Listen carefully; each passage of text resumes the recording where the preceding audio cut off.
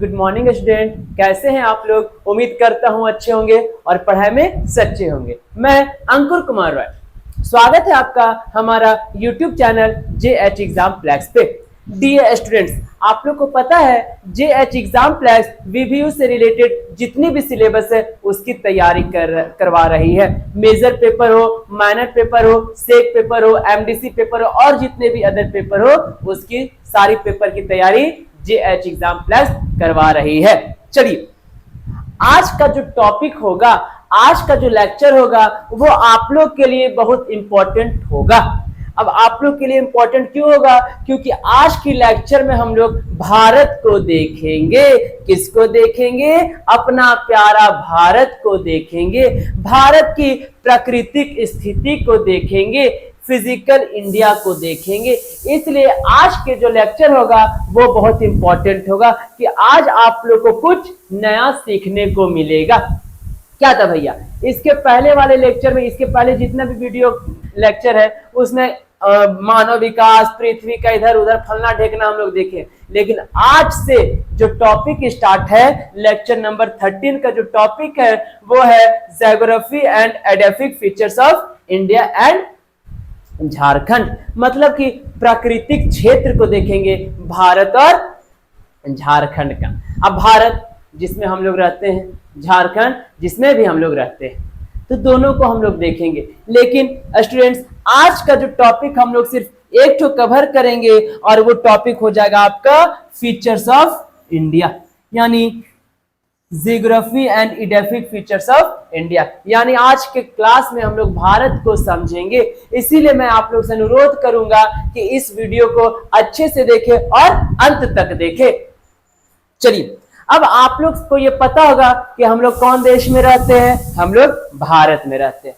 कौन सा देश में रहते हैं? भारत में रहते हैं। और कहीं ना कहीं आप लोग को पता होगा कि भारत वो कौन से कॉन्टिनेंट में आती है? तो सर, भारत जो है वो एशिया कॉन्टिनेंट में आती है। चलिए, बहुत अच्छी बात है।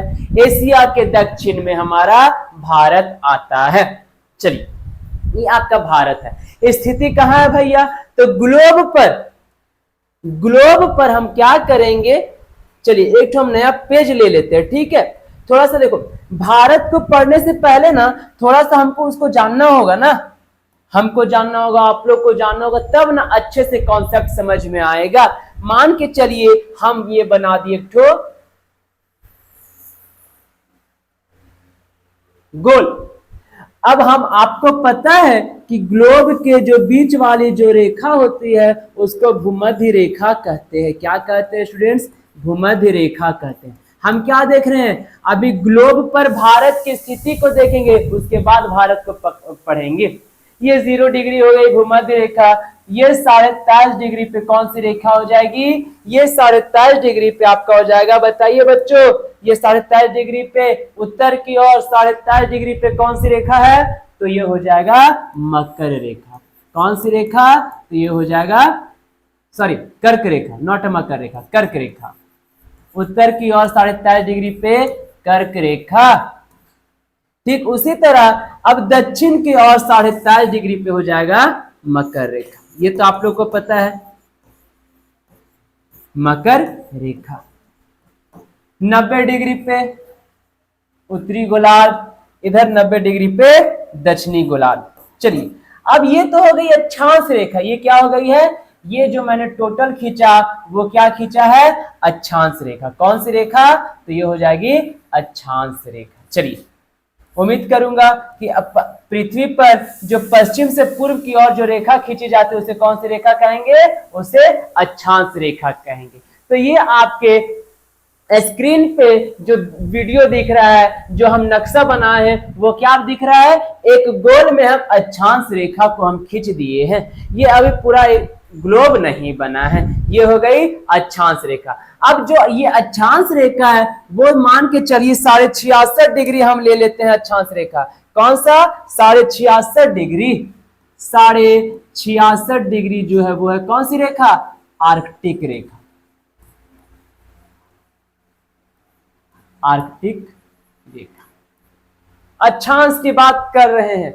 अब यहां हम ले लेते हैं 66.5 डिग्री पे कौन सी रेखा, तो यहां 66.5 डिग्री पे ले लेते हैं अंटार्कटिक रेखा। आज की क्लास आप लोग के लिए बहुत इंपॉर्टेंट होने वाली है, बहुत ज्यादा इंपॉर्टेंट होने वाली।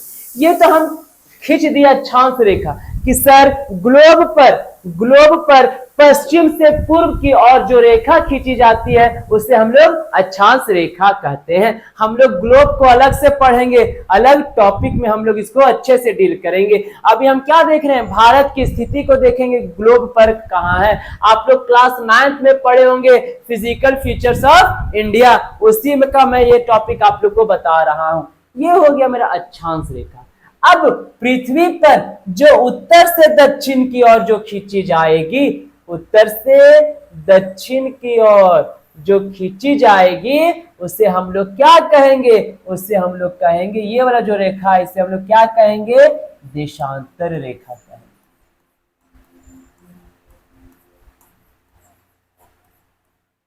कोई दिक्कत? जो उत्तर से दक्षिण की ओर जो खींची जा रही है उसे क्या कहेंगे, देशांतर रेखा कहेंगे। यानी उत्तर को जो दक्षिण से मिलाते उसे कौन सी रेखा कहेंगे, उसे देशांतर रेखा कहेंगे। चलिए अब यही ये क्या हो जाएगा, उत्तर को दक्षिण से मिला रही है।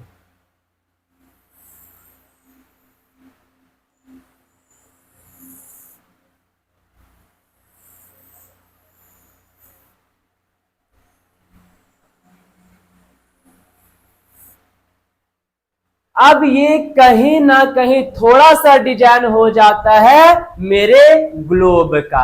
अब ये पूरा तरीके से क्या होगा, ये पूरे तरीके से मेरा बन गया है ग्लोब। चलिए, अक्षांश रेखा जो पश्चिम से पूर्व की ओर खींची जाती है, देशांतर रेखा जो उत्तर से दक्षिण की ओर खींची जाती है। यानी भूमध्य रेखा से उत्तर की ओर जो रेखा होती है उसे हम लोग कर्क रेखा कहेंगे, और भूमध्य रेखा से दक्षिण की ओर जो अक्षांश रेखा होती है उसे हम लोग मकर रेखा कहेंगे, अंटार्कटिक रेखा कहेंगे। अब इसी ग्लोब में हमारा जो भारत सिचुएटेड है, इसी ग्लोब में जो हमारा भारत सिचुएटेड है, देखो ये कर्क रेखा है ना, 43.5 डिग्री पे ये कर्क रेखा है। अब यही कर्क रेखा हम लोग का, यही कर्क रेखा पे क्या है, हम लोग का भारत सिचुएटेड है।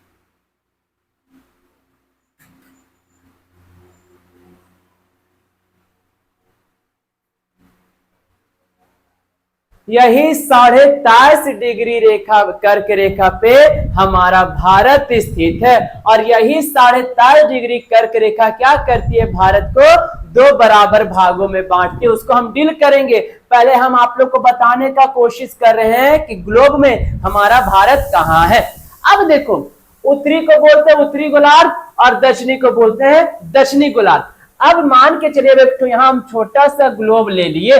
अब ये जो हो गया, ये वाला हो गया बीच वाला रेखा, इसको 0 डिग्री मानते हैं। अब इसके और जो रेखा खींची गई है ये हो जाएगा पूर्वी देशांतर। कौन सा देशांतर हो जाएगा, पूर्वी देशांतर, जो 0 डिग्री से यानी नॉर्थ पोल या 0 डिग्री मान लेते हैं, ये हो जाएगा पूर्वी देशांतर।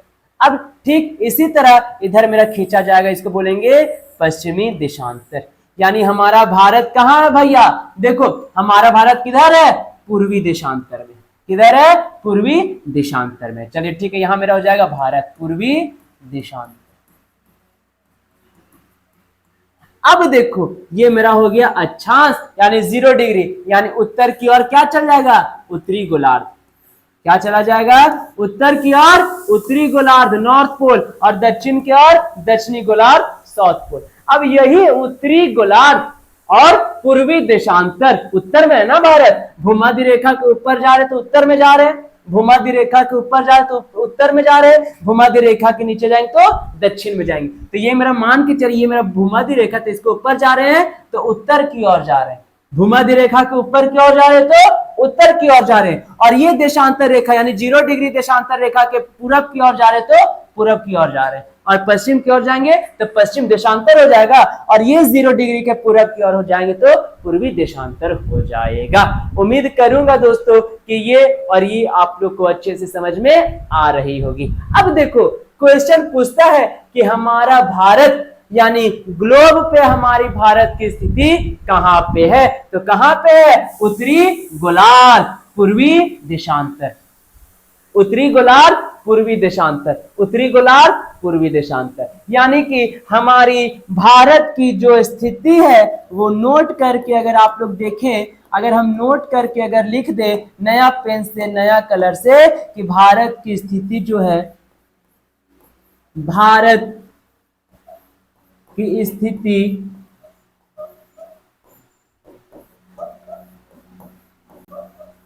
ग्लोब पर उत्तरी पूर्वी गोलार्ध में, भारत की स्थिति ग्लोब पर कहां है बच्चों? उत्तर की ओर, यानी 0 डिग्री भूमध्य रेखा के ऊपर उठ रहे तो उत्तर की ओर, और कौन सी दिशा में? पूरब की ओर। तो उत्तरी पूर्वी गोलार्ध में आपकी भारत ग्लोब पर स्थित है। उम्मीद करूंगा दोस्तों कि ये आपको भारत की स्थिति अच्छे से समझ में आ गई होगी। आज हम लोग देखेंगे, अब आते हैं आज की क्लास में। ये एक्स्ट्रा फैक्ट था, ये एक्स्ट्रा फैक्ट था जो हो सके आगे छूट जाए, इसीलिए मैंने पहले आप लोग को बता दिया। चलिए, कोई दिक्कत नहीं है, थोड़ा सा भी नहीं है, कट्टी सुन भी नहीं। चलिए आगे बढ़ते हैं। उम्मीद करेंगे ये आपको अच्छे से समझ में आ गई होगी। अब चलिए हम लोग आते हैं अपने नोट। आज की क्लास को अब हम स्टार्ट करते हैं। अब देखो हम क्या बोले कि आज की जो भारत को पढ़ेंगे वो प्राकृतिक भारत को पढ़ेंगे, यानी भारत की प्राकृतिक स्थिति को देखेंगे कि भारत कैसे बना, कहां बना, पूरब में कहा, पश्चिम में कहा, उत्तर में कहा, दक्षिण में कहा। आज ये सारी स्थिति को समझने का कोशिश करेंगे, और ये आज की क्लास सेमेस्टर के लिए इंपॉर्टेंट है। उसके साथ साथ मैं रोज बताता हूं कि अगर आप लोग नौकरी का भी तैयारी कर रहे हैं तो सेमेस्टर के साथ साथ यहाँ कंपटीशन के लिए भी बहुत ज्यादा इंपॉर्टेंट हो जाता है। कंपटीशन के लिए भी ज्यादा इंपॉर्टेंट, यानी सरकारी नौकरी का जो तैयारी कर रहे हैं, सरकारी एस्पिरेंट के लिए भी इंपॉर्टेंट हो जाती है आज की क्लास। अब देखो भारत की प्राकृतिक भूगोल। अब हम लोग आते अपने चर्चा को शुरू करते हैं। चलो देखिए क्या बोलता है। भारत जो है वो दुनिया की सबसे पुरानी और सबसे उन्नत सभ्यताओं में से एक है, और इसकी एक विशिष्ट संस्कृति है। सबको पता है कि भारत सबसे पुराना है, यहाँ की जो सभ्यता एवं संस्कृति है बहुत पुराना है। यहाँ इसकी अपनी एक विशिष्ट संस्कृति, यानी भारत की एक महान संस्कृति है। अब देखो उत्तर में बर्फ से ढके हिमालय से लेकर, उत्तर में बर्फ से ढके हिमालय से लेकर दक्षिण में धूप से सराबोर समुद्र तटीय समुदायों और दक्षिण पश्चिम तट पर आर्द्र उष्णकटिबंधीय जंगलों तक यह फैला हुआ है। अब हम लोग आ जाते हैं मैप में। अब मैप में क्या बोला है? उत्तर में क्या है हमारा मैप के, भारत के उत्तर में देखो ये हो गया आपका मैप। अब क्या बोला कि भारत के उत्तर में क्या है भैया? बर्फ है। ग्रेट हिमालय वाला क्षेत्र देख रहे हैं, ये कौन सी का हिमालय है? तो खाली बर्फे का ढकल है। तो उत्तर में क्या है? भारत के उत्तर में ये क्या हो जाएगा? बर्फ। क्या हो जाएगा? भारत के उत्तर में बर्फ से ढका है, और भारत के दक्षिण में सराबोर है, यानी इंडियन ओशियन है, यानी हिंद महासागर है। यानी उत्तर में बर्फ से ढका है, दक्षिण में बर्फ से ढका है, दक्षिण में पानी से ढका है, पूरब में पानी से ढका है, पश्चिम में पानी से ढका है। यानी भारत के तीनों ओर पानी है और एक और क्या है? बर्फ है। तो ये हो जाएगा कोस्टल एरिया, ईस्टर्न घाट जिसको भी आप लोग पढ़े पूर्वी घाट, और ये हो जाएगा वेस्टर्न यानी पश्चिमी घाट। ठीक है, भारत के उत्तर में हिमालय, भारत के दक्षिण में हिंद महासागर, भारत के पूर्व में बे ऑफ बंगाल यानी बंगाल की खाड़ी, और भारत के पश्चिम में क्या हो जाएगा, अरेबियन सी यानी अरब सागर। जो अभी चर्चा हुआ यानी जो टॉपिक को भी हम देखें, ये टॉपिक को मैं इसमें मैप के थ्रू, मैं आज आप लोग का क्लास मैप के थ्रू, ज्योग्राफी पढ़ रहे तो मैप बहुत ज्यादा इंपॉर्टेंट होने वाली है, तो ये मैप के थ्रू हम आप लोग को बता दिए, कोई दिक्कत नहीं। चलिए अब आते हैं, देखते क्या बोलता है। इसके उष्ण आर्द्र उष्ण कटिबंधीय जंगलों तक यह फैला हुआ है। इसके पूर्व में हरी भरी ब्रह्मपुत्र नदी है, जबकि पश्चिम में थार रेगिस्तान है। पूर्व में क्या है, देखो पूर्व में इसकी ब्रह्मपुत्र नदी है। कहां गया रे ब्रह्मपुत्र, आ गए सर, देखो पूर्व में इसकी ब्रह्मपुत्र नदी है, ये वाला आप लोग देख रहे हैं, भारत के पूर्व में ये ब्रह्मपुत्र नदी है। पेन ले लिए हम, हरा पेन, हरियर पेन से देखो, ये वाला जो क्षेत्र है ना, ये ब्रह्मपुत्र नदी, ब्रह्मपुत्र नदी है, यानी भारत के पूर्व में क्या है बच्चों, ब्रह्मपुत्र नदी है, और भारत के पश्चिम में क्या आ जाएगा, इंडियन डिजर्ट यानी थार गाड़ी जो आयल है ना, थार गाड़ी, तो वही थार डिजर्ट नाम, सॉरी वही थार डिजर्ट के नाम से उस गाड़ी का नाम क्या पड़ा, थार पड़ा, जिसके मोटे मोटे चक्का है गाड़ी का। तो भारत के उत्तर में बर्फ, भारत के दक्षिण में नदी, भारत के पूर्व में ब्रह्मपुत्र नदी, भारत के पश्चिम में मरुस्थल यानी थार। तो ये आपकी भारत की उत्तर पूर्वी पश्चिम दक्षिणी ये स्थिति थी। मैप के अकॉर्डिंग आप लोग इसको अच्छे से समझ गए होंगे। चलिए अब देखते हैं आगे क्या बोलता है।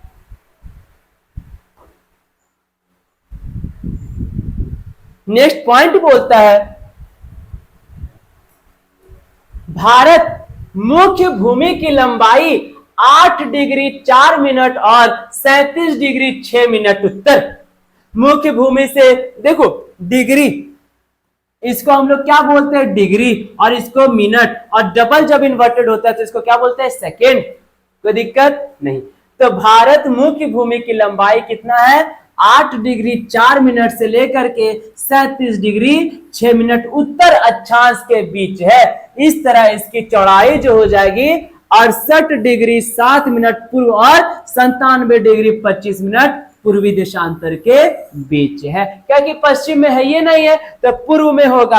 अब ये जो डिग्री और जो मिनट आई है स्टूडेंट, वो कहीं ना कहीं अगर हम यहाँ देखेंगे, अगर हम जो अपना हाथ से ग्लोब बनाए थे प्यारा सा, तो यहाँ आप लोग को डिग्री दिख रहा है ना, 23.5 डिग्री 66 डिग्री, ये डिग्री, तो यही डिग्री के बीच कहीं ना कहीं हमारा भारत ग्लोब पर स्थित है। हमारे यही डिग्री के यहाँ 1 degree 2 degree 3 degree 1 degree 2 degree 3 degree 4 5 6 7 8 23.5 16 7, तब नहीं यहाँ जाके 90 डिग्री होता है, तब नहीं यहाँ जाके 90 डिग्री होता है, 0 डिग्री होता है। तो कहीं ना कहीं हमारा, आप वर्ल्ड का मैप अगर आप लोग अच्छे से देखे होंगे तो वहां लिखा होता है 0 degree 1 degree 2 degree 5 degree 8 degree 100 degree 9 degree 80 degree लिखा रहता है। तो वही डिग्री में हमारा भारत को ग्लोब के अकॉर्डिंग बताया गया है। उम्मीद करूंगा दोस्तों कि आप लोग को अच्छे से समझ में आ रही होगी। चलिए आगे बढ़ते हैं। आगे क्या बोलता है, इसके परिणाम स्वरूप पूर्व पश्चिम विस्तार 2933 किलोमीटर है। अब देखो भारत का मैप कहां भैया, भारत मेरा हाजिर हो, हाँ हो गया। अब क्या बोलता है, इसके परिणाम स्वरूप पूर्व पश्चिम विस्तार यानी भारत का जो पूर्व से पश्चिम जो वाला क्षेत्र है ना बाबू रे सोना, भारत के जो पूरब से आने गले ने और पश्चिम से जो विस्तार आ रहा नहीं वाला क्षेत्र, ये कितना है, इसका विस्तार हो जाएगा 2933 किलोमीटर। यानी भारत की जो पूर्वी से पश्चिम तक जो लंबाई है वो कितनी है, 2933 किलोमीटर। कोई दिक्कत नहीं सर, कोई दिक्कत नहीं है। आज के क्लास में कोई भी दिक्कत नहीं होना चाहिए। आज का एकदम बच्चा वाला एकदम कॉन्सेप्ट है आज की क्लास। हम लोग भारत को समझ रहे तो आज हम लोग कॉन्सेप्ट बेसिक को समझ रहे। उत्तर से पूर्व से पश्चिम तक और उत्तर से जो दक्षिण तक है वो 3214 किलोमीटर है। कितना है, 3214 किलोमीटर है। अब आ जा रहे मेरा भारत, कहाँ है, हम यहाँ है भैया। अब देखो पूरब से पश्चिम कितना हो गया, 2933 किलोमीटर। अब उत्तर पूछ दल कौन भैया, ये वाला डायरेक्शन हमारे सोना, ये वाला देख जाए रे सोना, तो ये वाला कितना बोल दल को, तो एक बोल दल को 3214 किलोमीटर। कितना, 3214 किलोमीटर। अब हम यहाँ हो गए खड़ा, तो मेरा देखो ये इंडिया हो गया। तो बायां हाथ से दायां हाथ की लंबाई कितनी, बायां हाथ से दायां हाथ की लंबाई 2933 किलोमीटर। और उत्तर से दक्षिण यानी हमारे कपाल से हमारे गोड़वा तक, हमारे मथवा से हमारे गोड़वा तक लंबाई कितना, 3214 किलोमीटर। बायां हाथ से दायां हाथ 2933, माथा से गोड़ तक 3214। ये आपकी लंबाई है आपकी भारत की, क्या है, भारत की लंबाई और चौड़ाई है। उम्मीद करूंगा दोस्तों कि पूर्वी से पश्चिम तक विस्तार और उत्तर से दक्षिण तक विस्तार कितनी है वो आप लोग को अच्छे से समझ में आ रही होगी। आज की क्लास कॉन्सेप्ट बता रहे हैं, आज की क्लास में हम लोग इंडियन का, भारत का कॉन्सेप्ट को क्लियर कर रहे हैं। चलिए आ जाइए, क्या बोलता है। हाँ अब देखो कर्क रेखा बतेरियो ग्लोब में नेक्स्ट पॉइंट में कर्क रेखा भारत को 23.5 डिग्री उत्तरी अक्षांश पर दो बराबर भागों उत्तरी भारत और दक्षिणी भारत में विभाजित करती है। 23.5 डिग्री, आ जाओ कहाँ है भारत, ये वाला मान के चलो। हे बाबू रे, अभी हम क्या बताते सोना कि 23.5 डिग्री में कहा जा रहा है। ये जो लाइनवा देखे थे तू अपन आंखा से, ये वाला लाइनवा कौन रेखा है, ये 23.5 डिग्री का रेखा है। कौन रेखा है सोना, कर्क रेखा है सर। कौन रेखा, कर्क रेखा है। तो कर्क रेखा क्या कर रहा है, भारत को, ये हो गया ओने चल जो नॉर्थ पोल, एने चल जो साउथ पोल, तो भारत को दो बराबर भागों में बांट रहा है कर्क रेखा। कर्क रेखा भारत के दो बराबर भागों को बांटता है उत्तर और दक्षिण में। किने, उत्तर और दक्षिण में, ना कि पूर्व पश्चिम में, उत्तर और दक्षिण में। तो कर्क रेखा कौन सी रेखा, तो ये कर्क रेखा बतेलिए और क्लास स्टार्ट होने से पहले कि कर्क रेखा जो है मेरा वो अक्षांश रेखा है। कौन सा रेखा है, अक्षांश रेखा है, ना बतेलियो हल। देख लो आज ग्लोबा पर देख ले बतेलियो हल के नाम है अक्षांश रेखा 23.5 डिग्री कर्क रेखा। यही कर्क रेखा जो हमारे भारत को क्या कर रहा है, दो बराबर भागों में बांट रहा है। क्या कर रहा है, बराबर भागों में बांट रहा है। अब देखो ये कर्क रेखा बराबर भागों में बांट रहा है। चलिए ठीक है, क्वेश्चन आता है कि कर्क रेखा भारत को कितने भागों में बांटती है, तो दो बराबर भागों में बांटती है। कर्क रेखा जो है वो भारत को कौन कौन सी दिशा में बांटती है, तो उत्तर और दक्षिण दिशा में बांटती है। एक तो जो बहुत महत्वपूर्ण क्वेश्चन जो बार बार रिपीट होता है कि कर्क रेखा भारत के कितने राज्यों से गुजरती है, कर्क रेखा भारत के कितने राज्यों से गुजरती है, नंबर वाइज बताना है, ना कि मित्र पर गमछा झाड़, ना कि मित्र पर गमछा झाड़।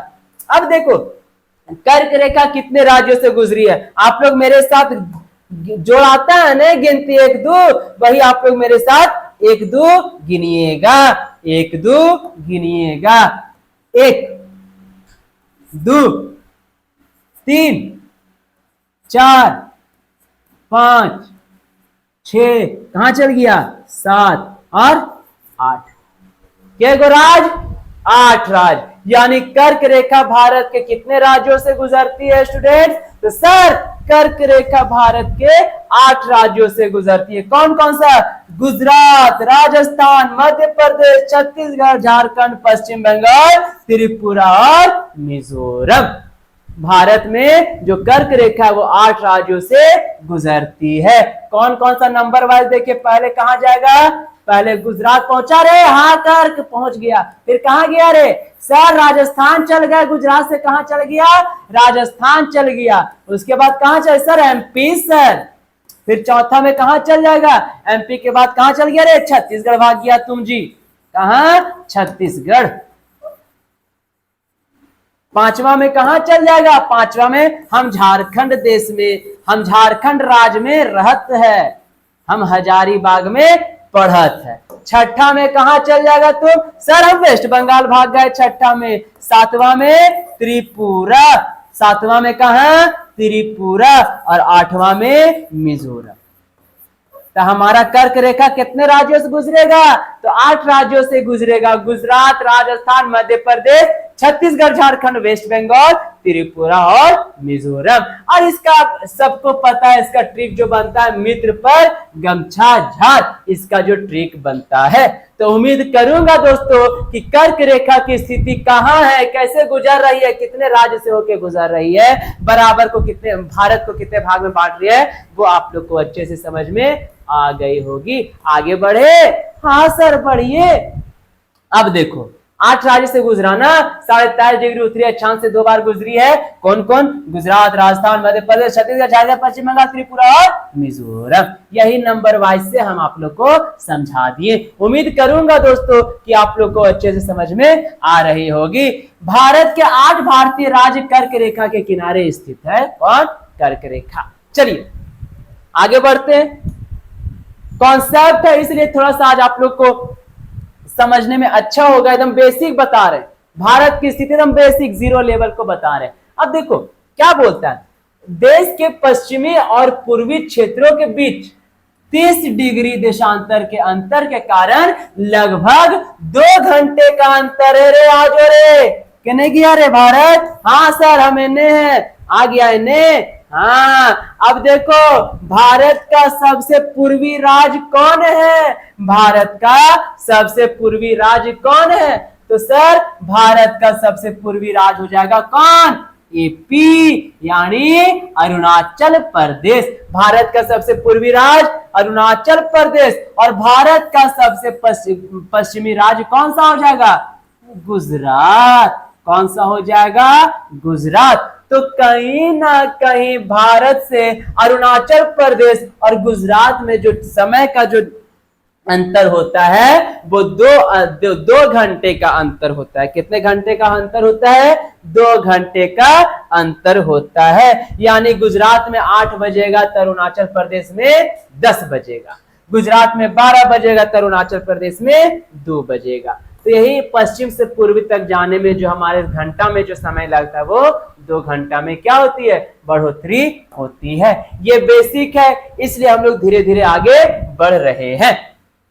वही लिख दिया है मध्याह्न रेखा स्थित है। देखो अब क्या बोलता है, देश के मध्य में कौन सा 82.5 डिग्री पूर्वी देशांतर पर मानक मध्याह्न रेखा स्थित है। अब कहीं ना कहीं जब आप लोग देखिएगा मैप में 82.5 डिग्री कहां से गुजरती है बच्चों? 82.5 डिग्री कहां से गुजरती है? यहां देखो, यहां 88 डिग्री है, ये 80 डिग्री है, ये 88 डिग्री है, ये 80 डिग्री, 88 डिग्री और ये 80 डिग्री। देख रही बीच में कहीं ना कहीं होगा 82.5, मान के चलो 81 हो जाएगा 82.5 डिग्री। तो ये जो 82.5 डिग्री है, ये जो 82.5 डिग्री है वो हमारा उत्तर प्रदेश से गुजर रही है। कहां से गुजर रही है? उत्तर प्रदेश से गुजर रही है। तो मैप में अगर देखिए ग्लोब के अनुसार 82.5 डिग्री कहां से गुजर रही है? उत्तर प्रदेश से गुजर रही है। 82.5 डिग्री पूर्वी देशांतर पर मानक मध्याह्न रेखा स्थित है। भारतीय मानक समय स्थापित किया गया है। जीएमटी का फुल फॉर्म क्या होता है? जीएमटी का ग्रीनविच मेरिडियन टाइम। तो वही बोला है कि जीएमटी से 5.5 घंटा हमारा भारत आगे है। मानक मध्याह्न रेखा इलाहाबाद के करीब उत्तर प्रदेश के मिर्जापुर से होकर गुजरती है। यानी 82.5 डिग्री जो रेखा जो गुजर रही वो उत्तर प्रदेश से गुजर रहे। गुजार लियो ने 82.5 डिग्री रेखा। एकर और एकर बीच में कहा 82.5 तो 82.5 कहां से गुजरे था? उत्तर प्रदेश के मिर्जापुर से। कहां से? उत्तर प्रदेश के मिर्जापुर से। मिर्जापुर से, यानी यही मिर्जापुर से 82.5 डिग्री रेखा गुजर रही है। अब क्या बोल दिया कि हमारा जो भारत है वो ग्रीनविच मेरिडियन टाइम से 5.5 घंटा आगे है। तो ग्रीनविच मेरिडियन टाइम कहाँ है बच्चों? तो ग्रीनविच मेरिडियन टाइम जीएमटी जो खींचा गया है वो लंदन से खींचा गया है। कहां से? लंदन से खींचा गया है। तो अभी देखिए अगर मान के चलिएगा अभी आपका 11 बज रहा है। अभी कहाँ भारत में 11 बज रहा है, तो इससे 5.5 घंटा अगर आप लोग पहले चल जाइएगा लंदन में देखिएगा तो अभी 11 का 5.5 घंटा अगर घटा दीजिएगा तो कितना होगा, 5.5 होगा। हाँ, यही 5.5 पौने 5 का टाइम हो रहा होगा। अगर नहीं विश्वास होता है तो आप लोग के मोबाइल सबके पास है, मोबाइल में वर्ल्ड क्लॉक नाम का एक तो क्लॉक होगा, वर्ल्ड क्लॉक में एक वर्ल्ड क्लॉक आएगा, उसमें आप लोग देखिएगा लंदन का टाइम में जैसे अभी 11 बज रहा है तो वहां इससे 5.5 घंटा अभी वहां सुबह हो रहा होगा, 5 बज रहा होगा, 5.5 बज रहा होगा। ठीक है, चलिए उम्मीद करूंगा दोस्तों कि ये आप लोग की मानक स्थिति अच्छे से समझ में आ गई होगी। ग्रीनविच मेरिडियन टाइम कहां से, लंदन से। भारत से जो ग्रीनविच मेरिडियन टाइम का कितना घंटा, 82.5 डिग्री कहां से गुजर रही है, उत्तर प्रदेश के मिर्जापुर से गुजर रही है। चलिए उम्मीद करूंगा कि भारत की स्थिति कहां है, कैसी है, कितना डिग्री पे है, कौन से उत्तर में है, कौन से देशांतर में है, गोलार्ध में है, वो आप लोग को अच्छे से समझ में आ गई होगी। चलिए आगे बढ़ते हैं। भारत के प्रमुख भौगोलिक प्रभाव कौन कौन से है, यानी भारत के जो मुख्य भौगोलिक जो प्रभाव यानी भाग है वो कौन कौन से हैं। भारत एक भौतिक रूप से विविधतापूर्ण देश है। देश की विविध भौगोलिक विशेषताएं के आधार पर भारत के 6 भौगोलिक विभाग है, यानी 6 प्रकार को, यानी 6 भौगोलिक स्थिति में भारत को बांटा है। कौन कौन, उत्तरी और उत्तरी पूर्वी पर्वत। पहला कौन है, उत्तरी और उत्तरी पूर्वी पर्वत। उत्तरी मैदान, प्रायद्वीपीय पठार, भारतीय रेगिस्तान, तटीय मैदान, द्वीप समूह। यही 6 भौगोलिक स्थिति में भारत को बांटा गया है। यानी भारत की जो 6 प्रमुख भौगोलिक स्थिति कौन भैया, भारत को पहला पार्ट में बांट दिया, उत्तर और उत्तरी पूर्वी पर्वत, दूसरा में मैदान में, तीसरा में पठार में, चौथा में रेगिस्तान में, पांचवा में मैदानों में, छठा में समूह में यानी द्वीप समूह में। यानी यही भारत को 6 भौगोलिक स्थिति में बांटा गया है। चलिए आगे बढ़ते हैं।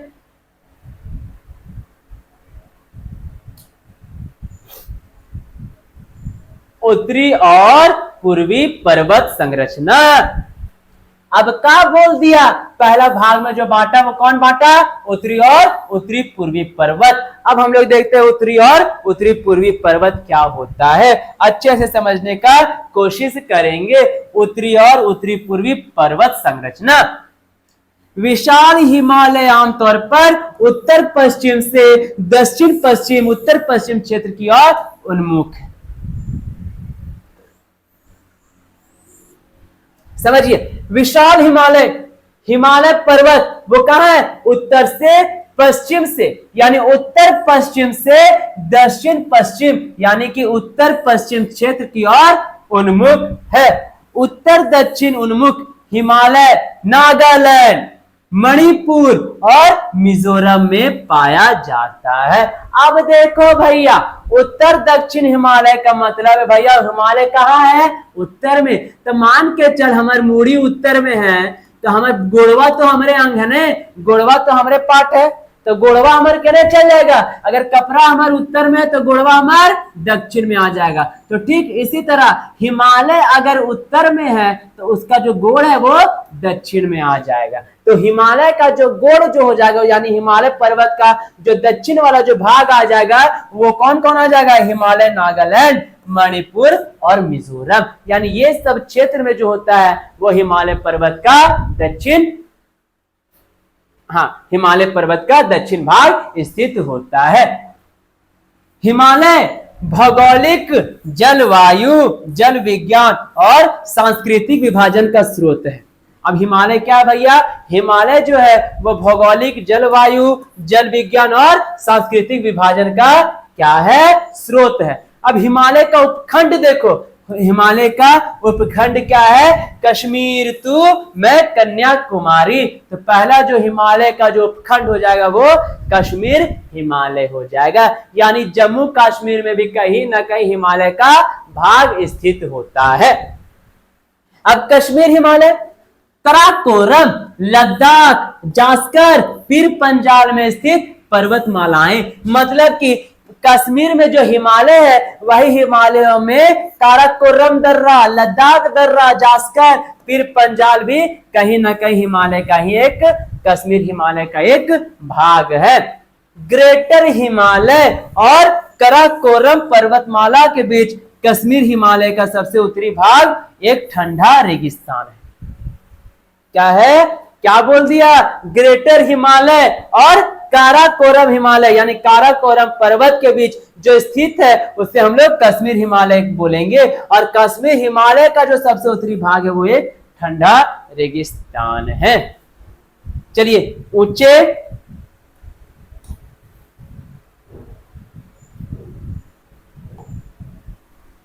ऊंचे जाने से पहले हम लोग को, ऊंचा बढ़ने से पहले, ऊंचाई पर जाने से पहले, हिमालय पर पहुंचने से पहले हम लोग को ये जानना होगा जो सबसे ज्यादा जरूरी है आप लोग के लिए। क्या जानना है? जिस तरह हिमालय को जानना जरूरी है, जिस तरह हम लोग को भारत को जानना जरूरी है, जिस तरह हम लोग की भारत की प्रकृति की स्थिति को जानना जरूरी है, उसी तरह आप लोग के लिए JH एग्जाम प्लस के बारे में भी जानना बहुत ज्यादा जरूरी है। JH एग्जाम प्लस आप लोग के लिए ऑफर लेके आया है। सेमेस्टर 2 की तैयारी करवा रही है मात्र 599 में।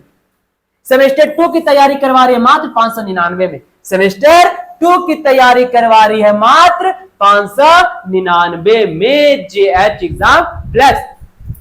मेजर पेपर, माइनर पेपर, जितने भी paper, major paper, minor paper, जितने भी पेपर है वो सारा चीज पेपर का तैयारी मात्र 599 रुपए में JH एग्जाम प्लस करवा रही है। मात्र 599 में सेमेस्टर 2 के लिए ये ऑफर है। और जल्द से जल्द आप लोग इस ऑफर का लाभ उठाइए। ये ऑफर जो है पहले 10 विद्यार्थियों के लिए सूटेबल है। अब इसमें आपको 599 में भैया तोरा सब चीज मिल जेतो, जे तोरा चाहिए, दाल भात चोखा सब्जी। अब दाल भात चोखा सब्जी खाना नहीं मिलेगा, दाल हो जाएगा लाइव क्लासेस, भात हो जाएगा रिकॉर्डेड क्लासेस, चोखा हो जाएगा नोट्स, और जब भी एग्जाम होगा जितना भी होगा सब्जी होगा आपका प्रीवियस ईयर क्वेश्चन। यानी दाल भात चोखा सब्जी यानी live classes, recorded classes, notes और जितने भी प्रीवियस ईयर क्वेश्चन है वो सारी चीज आपको बना बनाया हुआ मिल रहा है मात्र 599 में। आप लोग देर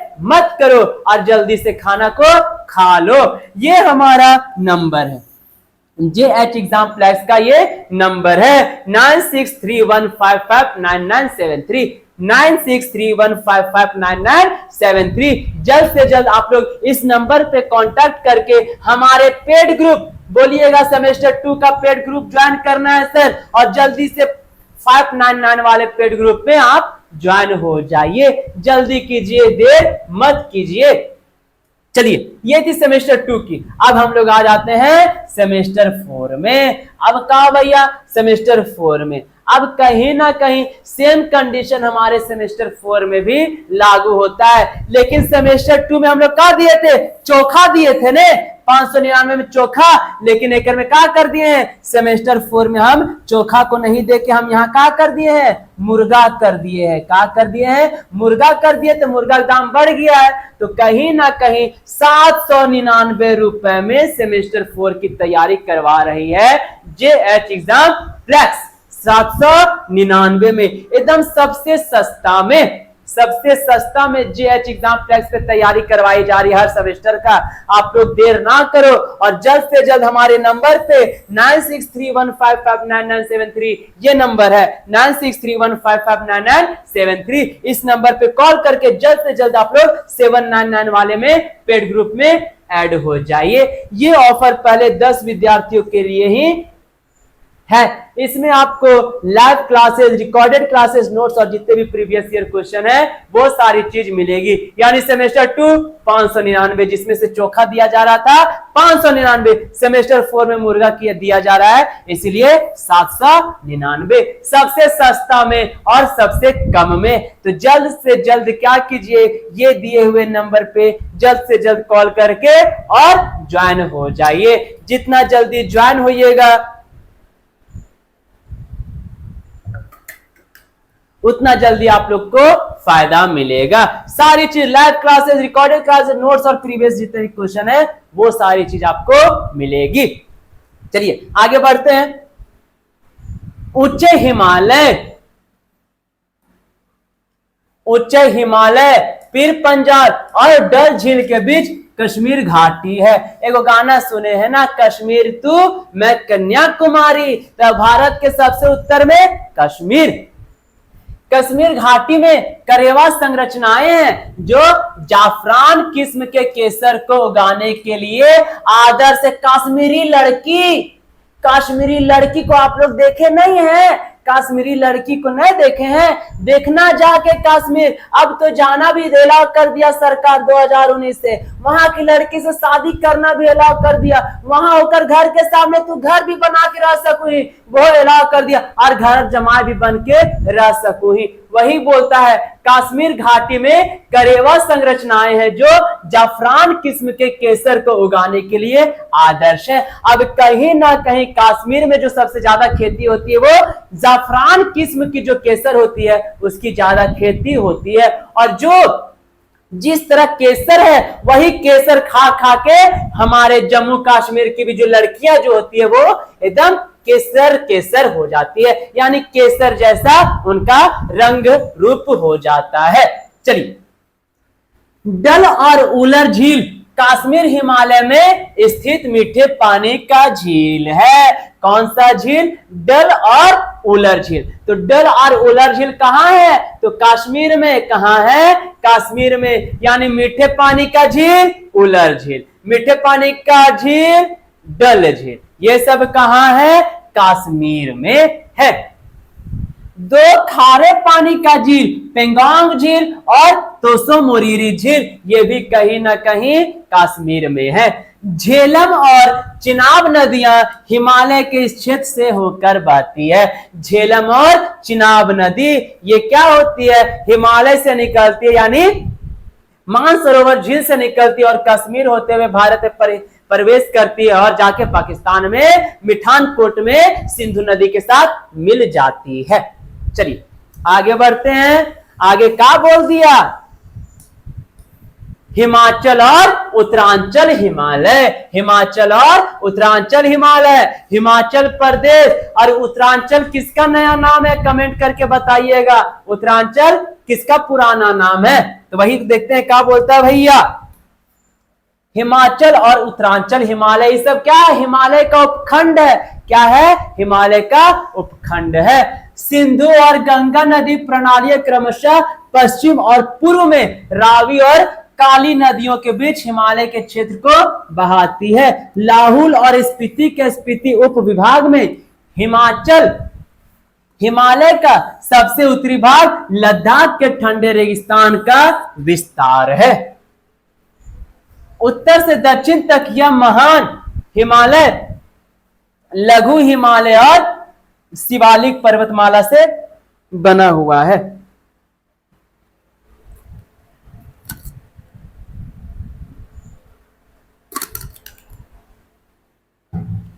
जिसे स्थानीय रूप से क्या बोलते हैं?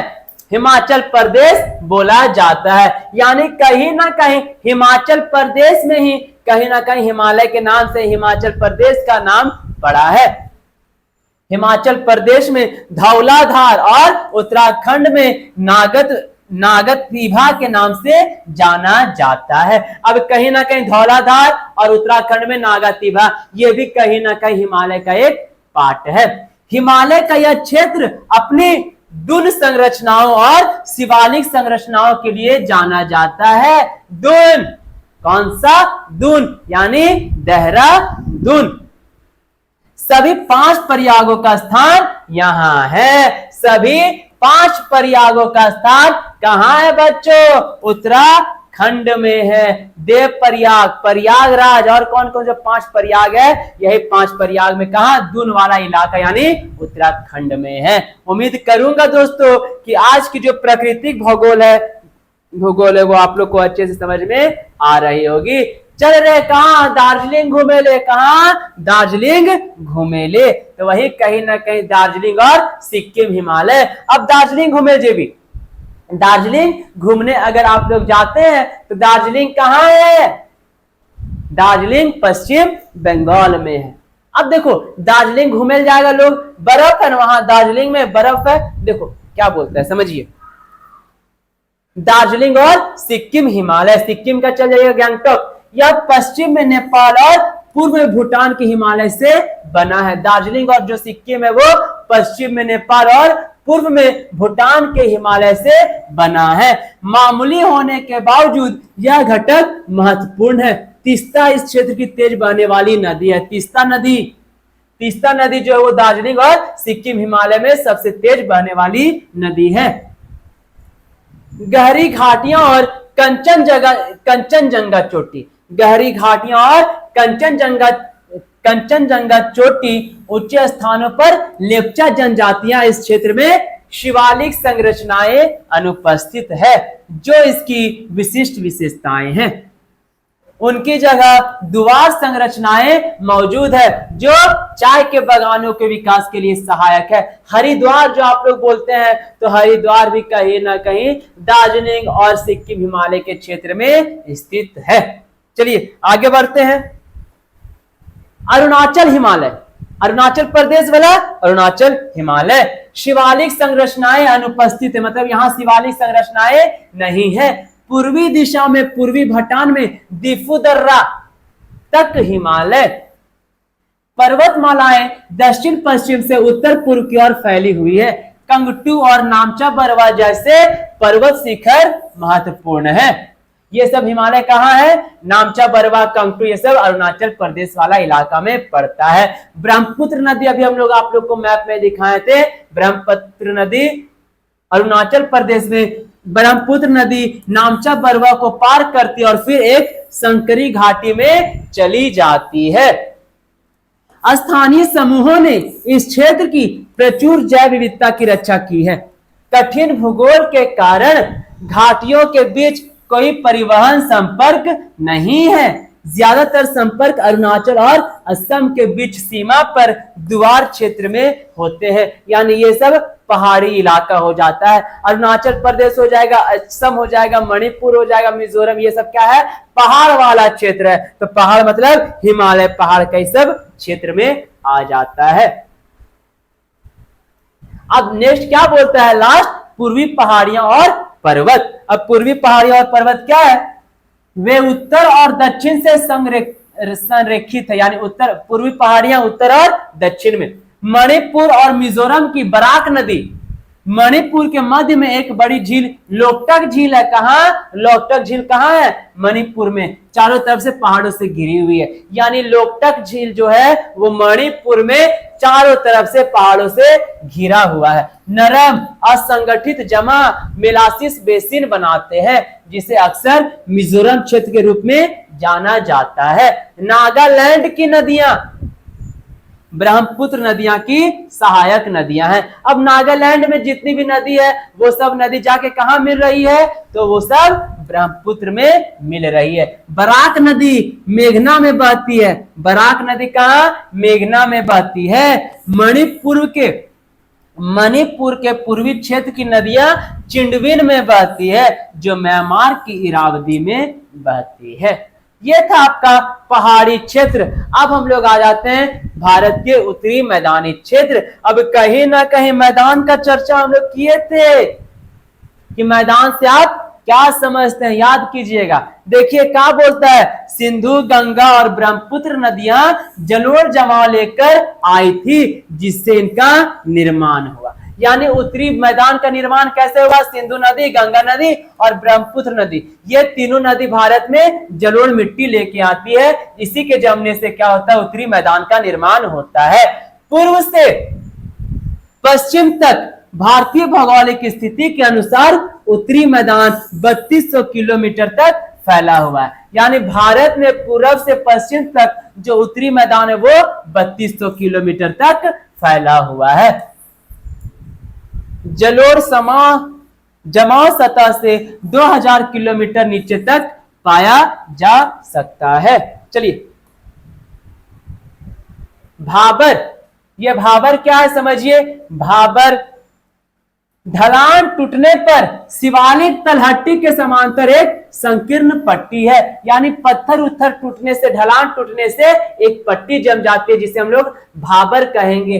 तराई क्या है? भाबर के दक्षिण में स्थित बिना किसी स्पष्ट रूप से सीमांकित चैनल के फिर से उभर रहा है। इस क्षेत्र में प्राकृतिक वनस्पति की प्रचुर वृद्धि हो रही है। और जलोढ़ मैदान कहाँ है? तो नदियों के द्वारा लाई गई जो जलोढ़ होती है, जलोढ़ मैदान तराई के दक्षिण में स्थित रेत के अवरोधों, मेंडर्स जैसे नदी के कटाव और निक्षेपण भू आकृतियों की परिपक्व अवस्था को ही हम लोग जलोढ़ मैदान कहेंगे। खादर और भांगर इसके दो भाग है। खादर और भांगर वो मिट्टी है जो कि कहीं ना कहीं जलोढ़ का निर्माण करते, जलोढ़ मिट्टी का ही एक भाग है। चलिए आगे बढ़ते हैं। भारत का सबसे पुराना और सबसे स्थिर महाद्वीप, भारत का सबसे पुराना और सबसे स्थिर महाद्वीप जिसका झुकाव सामान्य रूप से पूर्व की ओर है। टॉर्स ब्लॉक पर्वत, दरार घाटियां, स्पर्श, नंगी चट्टाने, संरचनाएं, कुब्बरदार पहाड़ियों का एक क्रम और दीवार जैसे कॉटाज डाइक जो जल भंडारण के लिए प्राकृतिक स्थान प्रदान करते हैं, वो महत्वपूर्ण भौगोलिक विशेषताएं। ये सब कहीं ना कहीं क्या करता है? प्राकृतिक स्थान प्राप्त करता है। ये सब कुब्बरदार पहाड़ियां, क्रम और दीवार, संरचनाएं, चट्टाने, स्पर्श, नंगी दरारें, घाटियां, ब्लॉक पर्वत, ये सब कहीं ना कहीं प्राकृतिक स्थान प्रदान करते हैं। ये सब को प्रकृति के द्वारा बनाया गया है।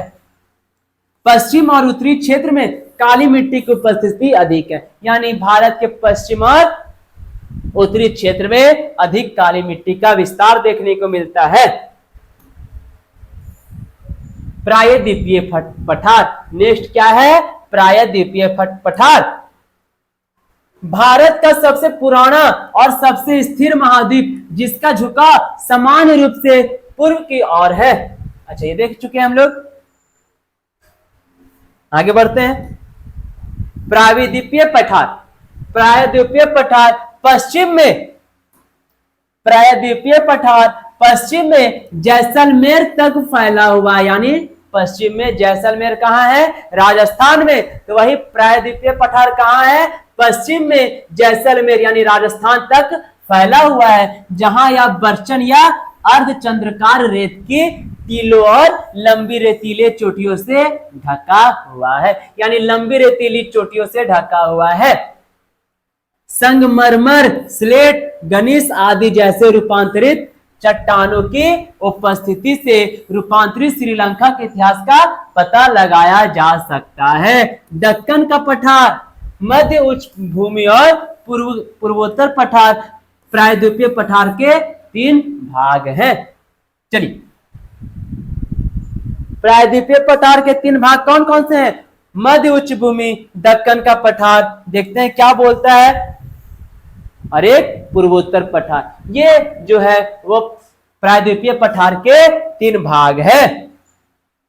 उच्च भूमि, अब उच्च भूमि क्या है? जिसका भूमि उच्चा हो, नर्मदा नदी से लेकर उत्तरी मैदानों तक फैली हुई है, यानी जो मध्य उच्च भूमि कहां से? नर्मदा नदी से लेकर के उत्तरी मैदानों तक फैली हुई है, तथा दक्षिण में सतपुड़ा पर्वतमाला और पश्चिम में अरावली पर्वतमाला से इसकी सीमा लगती है।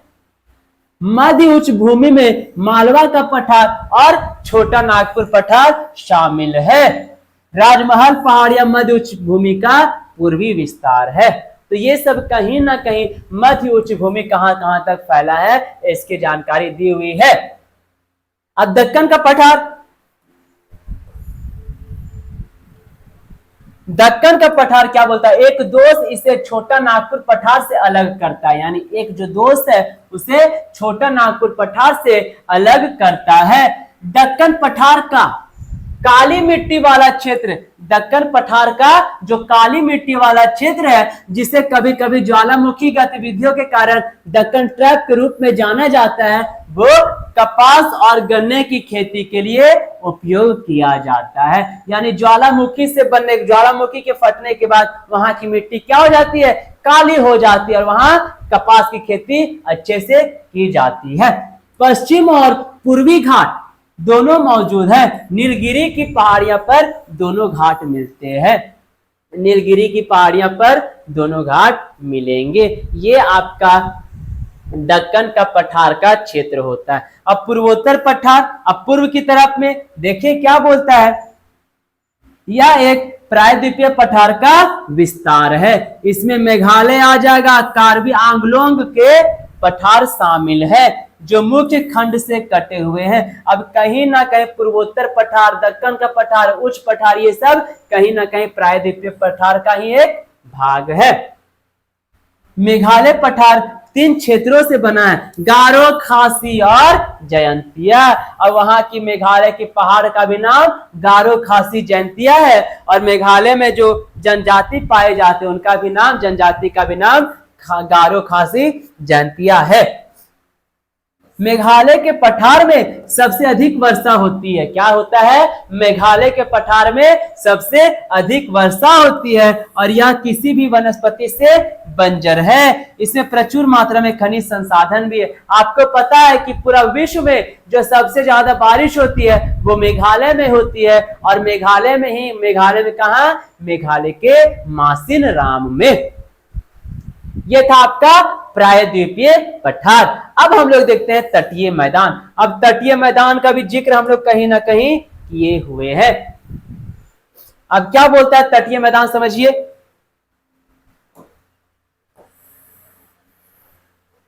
अरब सागर और बंगाल की खाड़ी, क्या बोलता है?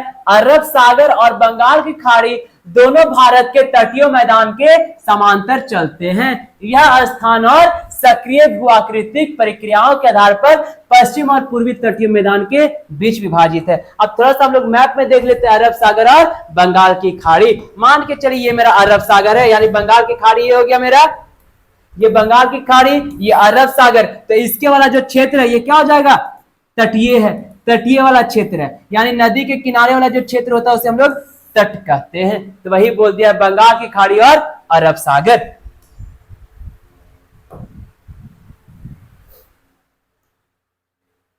पश्चिम और पूर्वी तटीय मैदान के बीच विभाजित है। पश्चिम तटीय मैदान, अब देखो क्या बोलता है, कच्छ के रण से कन्याकुमारी तक फैला हुआ है।